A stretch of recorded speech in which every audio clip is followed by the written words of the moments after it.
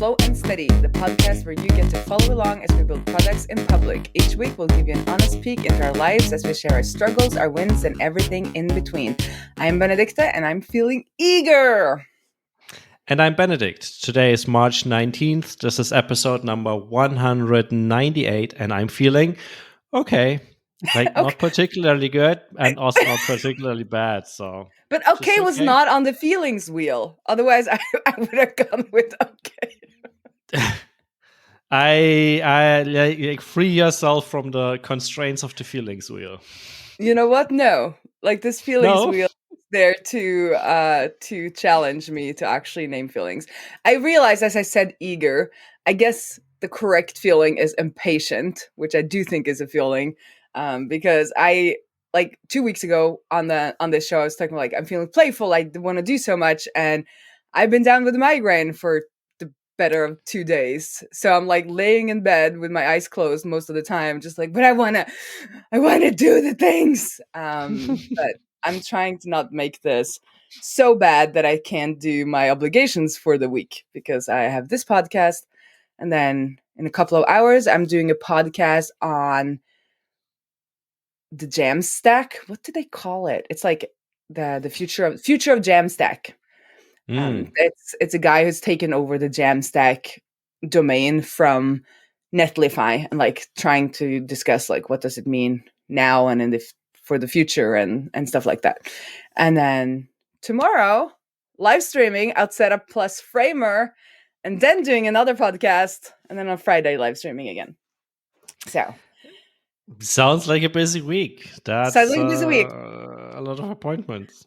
Well, I'm trying to get the word out there that I am now available to help you live stream and get tons of social media posts from it with my new service, Go Live with Queen Raae. So I need to be out there and I guess sell, market, all the fun. Do you have any success with that yet? Any interest? Well, we had some interest. People are scared though, so I need to figure out a way to get them over the hurdle of not wanting to go live. Like they want to, but then I can see them being like, and then they're like, they're thinking about it, and then like they're not used to it, and there's some anxiety. Okay, I get it.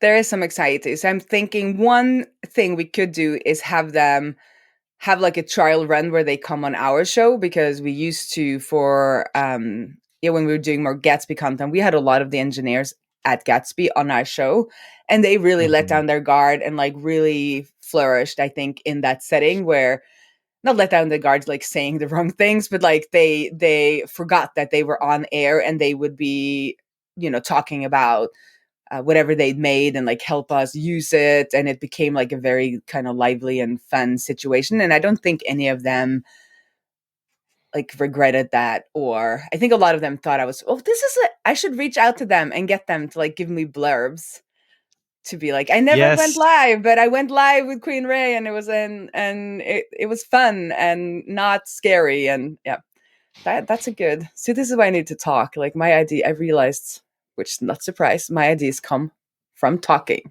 Surprise, surprise. But I realized that more and more lately. So I'm like, I need to talk through my ideas, not just write them down on paper.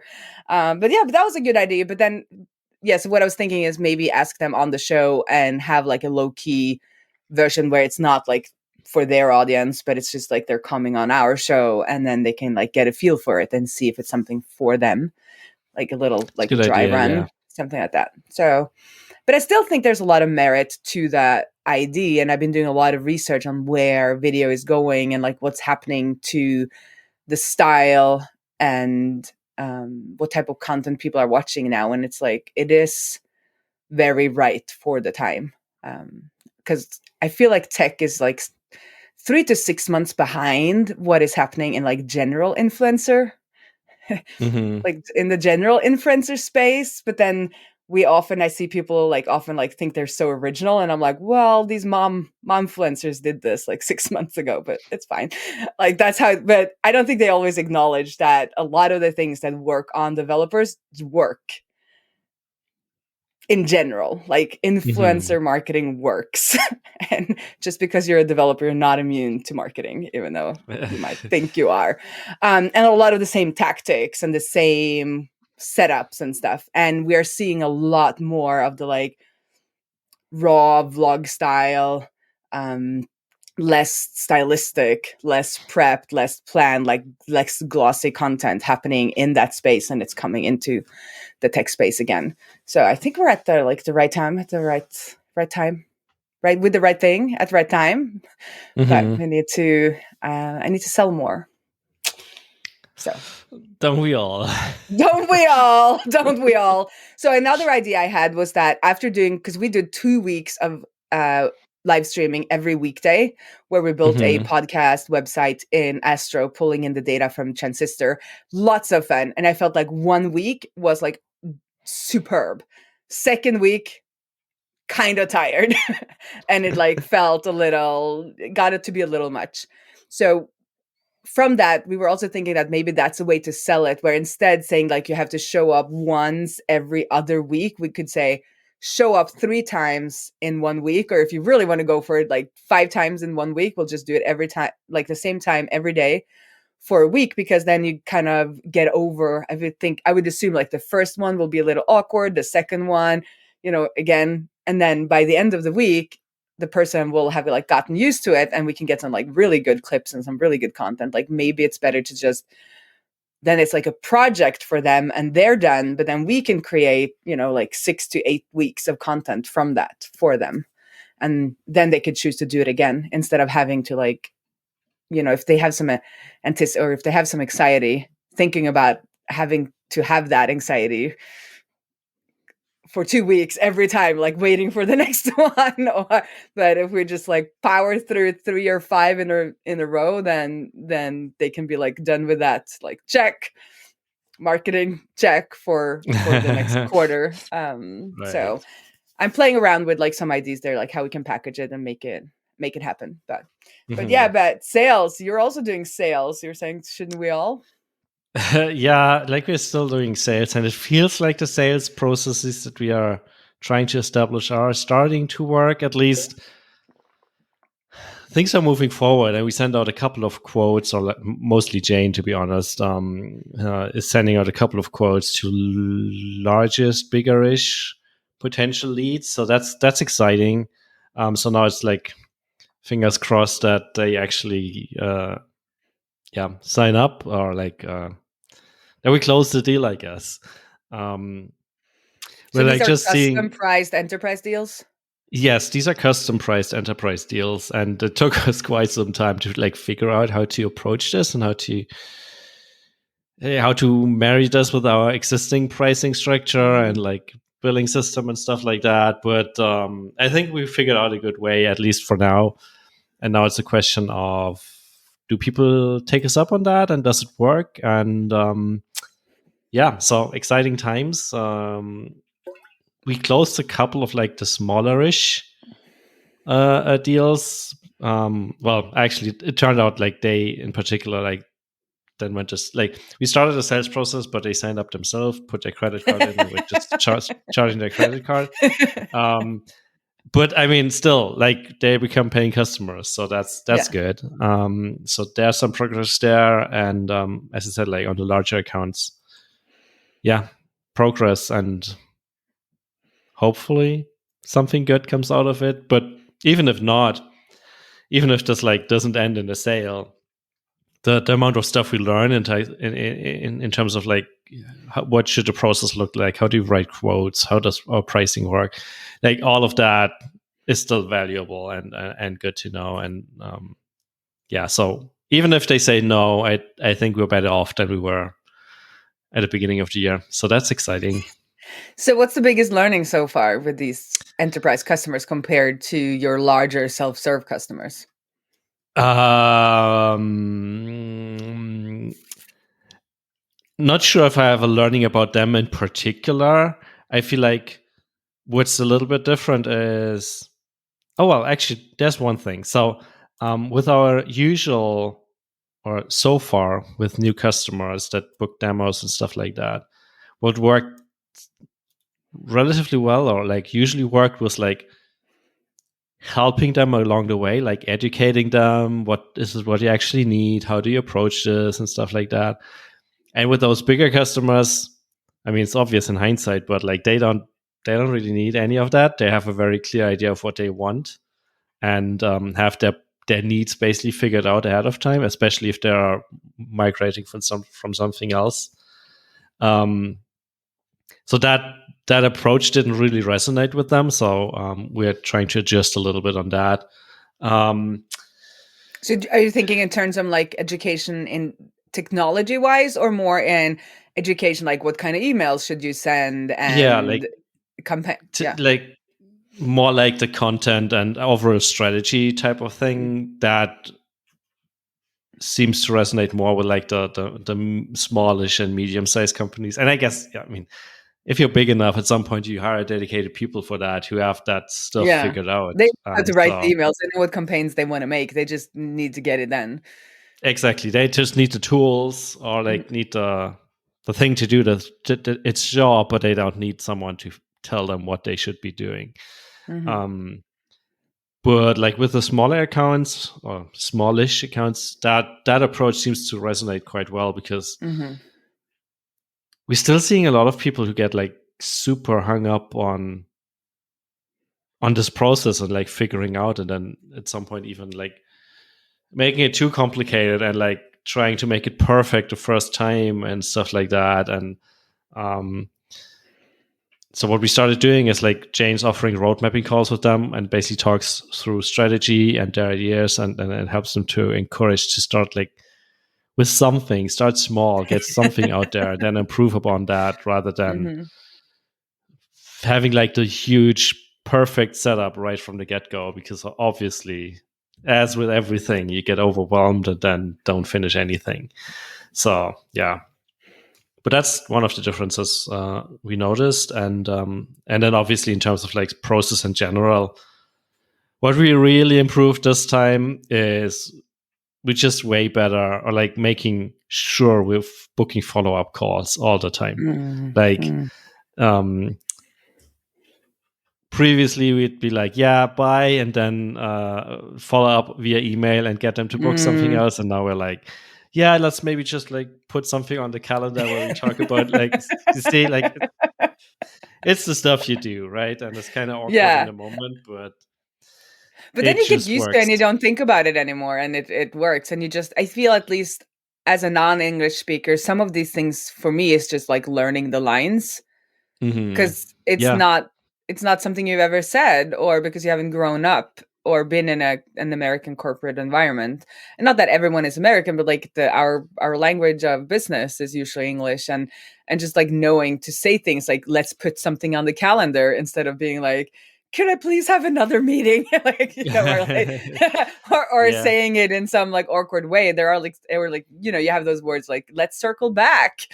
You gotta learn some of these terms, because then it's easier to say them and people kind of expect it, and you don't, it's familiar for everyone involved, and it just makes the whole process easier. So I did this Yeah. mistake. I sent out a quote and I didn't put a date. Like, I always put a date on it. I'll be like, this is valid for 7 days or 14 days. And then I also say, if I don't hear back, I'll contact you. And then I'll put a date on when I will contact you. So if I say it's like 14 days, and then I usually say, if I don't hear back from you in a week, I'll follow up or something like that. Because then Hmm. you lay down the expectation that you will follow up, and also that this quote is not valid forever. Like, life changes, like things might happen, like the availability might not be there. And I forgot to do this time, and now I'm like, when should I email them? Well, soon, because I don't have my process, and I should probably just follow up a week after, like I would have written in the email. But I do feel like, oh no, like I forgot to put that in there. That kind of like gives you that opportunity, or like, that next milestone or check-in, or whatever. Yeah. Um and you need those to like keep these sales happening. And for us, it's often like a lot, it's very important and we think about it, but for them, it might be like, often they come in and they're like, oh, we need to do this quickly. But then, quickly is like, what, a year.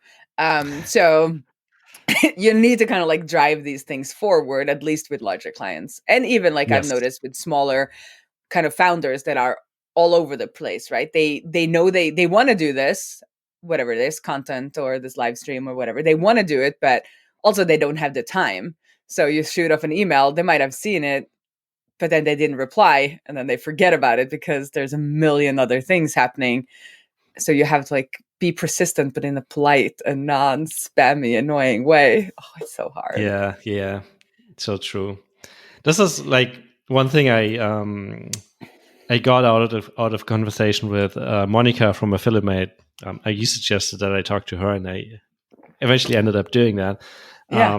And one thing that I found fascinating with their processes that they basically artificially create those points where it's okay to nag them, right? Where it's okay to put some pressure on them, like give them stuff to do, but like, and then annoy the hell out of them. I mean, it sounds they're not annoying their customers and their leads, but like, for example, with some of the leads, we started shared Slack channels because that's, for one, it's like way more direct, right? It's like in their company Slack, and it's not in their email inbox. But it's also a nice place to just like do the follow-ups, right? And it gets like they get a nice notification bubble or whatever on their side, and have a set of to-dos in place, and then follow up on those to-dos, and like, did you run into Yeah, problems like with you should do that? this and we should do that. You're looking into X, we'll look into Y. We'll check in again on Tuesday. Exactly. Yeah. And then like just create those points of contact, I guess. And even if they are somewhat artificial, by like, let's meet on this day to talk about something that we already talked about, but this time gets a bit more into detail and stuff like that. Yeah. So no, but it can feel unnatural, when you're not in that space. And often, at least for indies like you guys that haven't, I mean, I guess you haven't been on like the enterprise side buying stuff. Like whenever we buy rarely. stuff, we just like go, we sign up, and like if we have to email someone or like call, we're like, I'm not buying this. If I have to talk to you, I'm not buying this. You just want to go in there, you want to get it done, and you kind of bring with you that bias when you try to sell your own thing, because that's how Yep. you enjoy being sold to.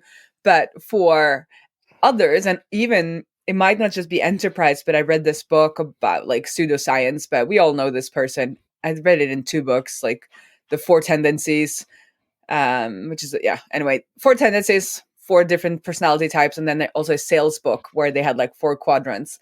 And something that stood out to me in both is that you have this personality that has to ask questions. So even, and we talked about this before, even if you have all the answers on your website, and even if they could have been a self-serve customer, they just have to ask questions and like double check, or I don't know what, like it was described in both these books, and that it's just like, it's not my, like, I don't understand, but I I have now learned to not be like annoyed and be like, it's on the website, because that's not, they're trying, I think what they're trying or they need is that they want that connection with the person before they buy. So, and the way they do it is by asking questions. So you have to kind of put your own preferences aside, and then, because I've seen this on Twitter with indie hackers being like, well, then the price is on the page. Like, why are they emailing me? Or, it's like, how big do I have to write it? And I'm like, it's not about that. It's about them wanting that connection before they buy. So yeah, but it's also tricky on the receiving side of that, or on the selling side of this.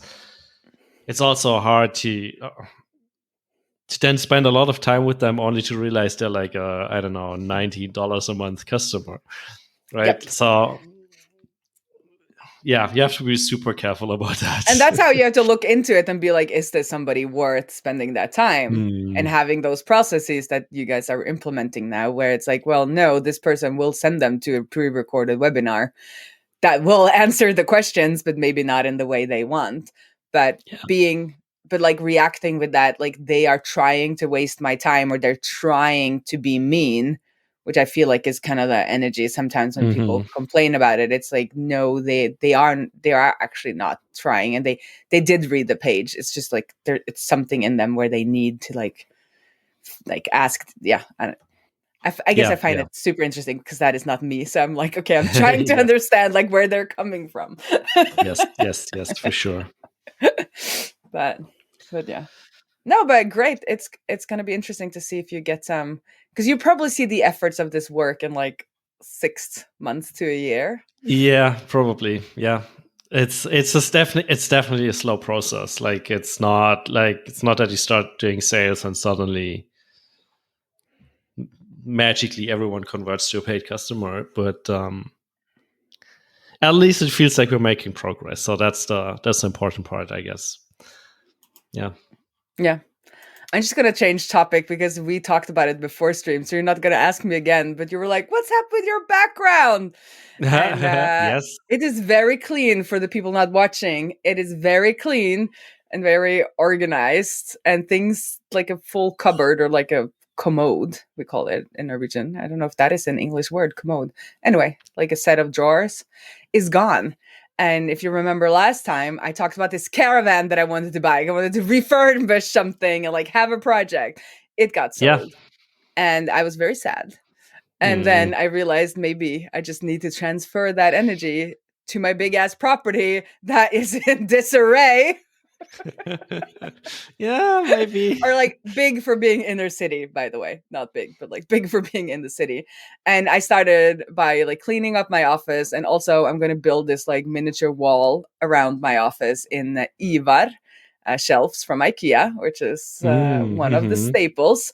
Because one of the things that I wanted is like I don't have a room, so I'm sitting in the corner of our living room, and I don't want to put up a full wall either, but then I realized I'll just make this like semi wall, so it's like semi private, so I can like sit here and just like see through the cracks, see the people through the cracks instead. But the lights will like filter in.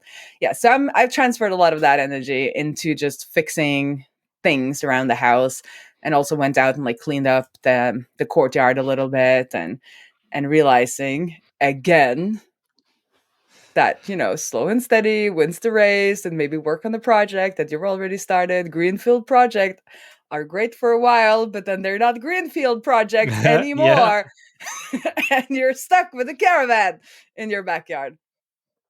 So, Yeah. I mean, I know I got super excited about this last time, but it's probably, yeah. well, you want a greenfield project as well, through Obviously, me, yeah. by Yeah. proxy. By You proxy, wanted to yeah. like live through my Sure. greenfield project. Absolutely. But you're right. In the end, like, there's plenty of stuff to do, and it's probably a wiser investment to work on the Yes. stuff you already have going, or like live in or whatever, than starting a new Yes. thing. And then I also have a trick up my sleeve. At one point, when the regulations of this country change, I will have a little crowdfunding campaign, because I have a old Volkswagen bus from 1978 that is standing in a barn in Sweden with a hole in the petrol tank that I don't want to fix, and I want to convert it into an electric car. And Volkswagen in Germany have actually pointed out 2 or 3 sets that you can use to convert your veteran cars into electric cars. But the Mm-hmm. Norwegian government, for some reason, is just sleeping on this. I don't know, for some reason, it's probably not that important to them. But there are no like set rules, regulations for how to get it approved. But they are saying that there will at some point be kind of like a list, like these are the things you need to have in place to get your converted veteran car approved. So as soon as those are in place, I want to get this done, and then we can have our project. And So I will put what you're all of saying your is logos on my bus. you already had a bus, Yes. and you were thinking about buying another one. Yeah, that's kind of No, I was stupid. thinking like this little. No, I was thinking that this little caravan can be on the back of the bus, because the bus is tiny, and then you had Okay. a little like sleeping quarters. Together with the bus. The bus could be the office, and I don't know. I see. I just wanted a new project. Let's be real. But Okay. that got me thinking about my bus, because my bus is not in Norway, so I keep forgetting I have it. So Yeah, I let's bought see it how when this I was like happens. 24, I think, 24 or 25. Like, I have so much fun with this bus and so many troubles. And then when I like started out on my own, I was like, okay, I don't have the money to keep fixing this car. When I was a well-paid consultant, I threw a little bit of money at it. And then it ended up not getting through it has to be approved every year, no, every other year, and it didn't get approved. And then I kind of put it on the barn, and then I had a kid, and it kind of just got stuck there. Right. But now I'm like, I'm going to electrify it. And then I can That sounds like a go. fun project as well. Yeah. Yeah, and then I can take Lillian and Ulla, and we can like travel out through Europe and meet everyone. And I Did can you show just you say the that logo. it's super small? Like, how is that going to work? Well, I will have to buy the caravan and put it in the back. But maybe I'll buy a ready caravan at that point. Yeah, but you like you buy a big bus and then put the small bus on a trailer and tow it around Europe, right? that is also an option, obviously. That is also an option. No, the bus is, I don't know, it's like it's the standard Volkswagen bus. There are people who've rebuilt them into fully functional camper vans. So I think it would be possible to do that. But also the electric batteries take a lot of space. So Right. yeah, we'll figure it out. We'll figure it out. Yeah. Yeah. But Yeah. there will be crowdverbunding opportunities. In And the future. I will drive to conferences all over Europe in my electric car, veteran car. Sounds But like yeah. a plan. Sounds like a plan. We always need to have some fun plans to look forward to in the future. Yep. But first, I need to fix a roof and some windows and some other things in my house instead. Boring stuff. Boring stuff, yeah. But boring Yeah. stuff needs to be done as well. Yes. I don't know what to say other than. But why though? Why? Why I can't don't we have be. fun all the time? Why do I have to be a grown up? Why do I have to be a grown up? Right. Yeah. Yep. Yeah. Well, should we wrap this up? I feel like I think we should. feels Good like ending. a good ending. Yeah. Well, it was fun talking to you, You and too. looking forward to catch up again in 2 weeks. Yes. Oh, See actually, you mentioned something about like vacation Portugal and stuff Oh, like that. Is yes, that I happening? am. Yes, I am headed to Portugal on Wednesday next week, and then I'll be there for 3 weeks. But I Are am you? bringing it's a vacation. I can't It's a take off for vacation. 3 weeks. Yeah. Okay. Well, So then talk to you then, I guess, we'll from talk in sunny 2 weeks. Portugal. And if you, dear listener, for some reason is in southern Portugal, I think it's called Faro. Yeah, then let me know, because I'm going to be there for 3 weeks from Wednesday, 23rd of March. Nice. Yeah, Mm-hmm. cool. And I I'm a might little even bit have a jealous. couch if you want to come. I have a couch that nobody's sleeping on. It's like a spare bed, basically. I don't know if it is a bed, because this is not me. Like, this is not organized by me. It's organized by my father and his wife. So I just said yes. Of course, you don't say no to being able to go to Portugal. And my sister's going to be there, but I realized when talking to somebody, it was actually Monica, and saying like, "Hey, you could come and hang, and we could work together." I know nothing like about the apartment, like really where it is, like what are the amenities and all of that thing. And then I So realized, you're making promises, and then it turns out it doesn't really work. so I've heard there's a couch, but I don't know how big it is, or like if it's a fold-out bed, like if it's a full, bed sofa. I don't know, but if you bring a little like mattress, camping mattress, I'm sure we'll find space for you. If you But then I bring your own also, caravan, it's going to be fine. but that's when I realized that not everybody would be like that. Like, I will just say yes, and then I will just show up there. There's gonna be a bed. Like, I don't need to know the exact like size of the apartment or the location or like Right. see the photos or anything like that. But then I was like, oh, if I'm going to ask people to come, like maybe I should know, not everybody just show up on an airport and hope things will be fine, Yeah, that's not in everyone's personality, I guess. That's not in everyone's personality, but I think it's going to be great. And the plan is to work. And Lillian is only going to be there. My daughter is going to be there for 2 weeks. Ula is going to be there for 1 week, and then I'll be there for 3 weeks. So that last week, at least, there's going to be lots of work going on. Then I guess we'll catch up in 2 weeks.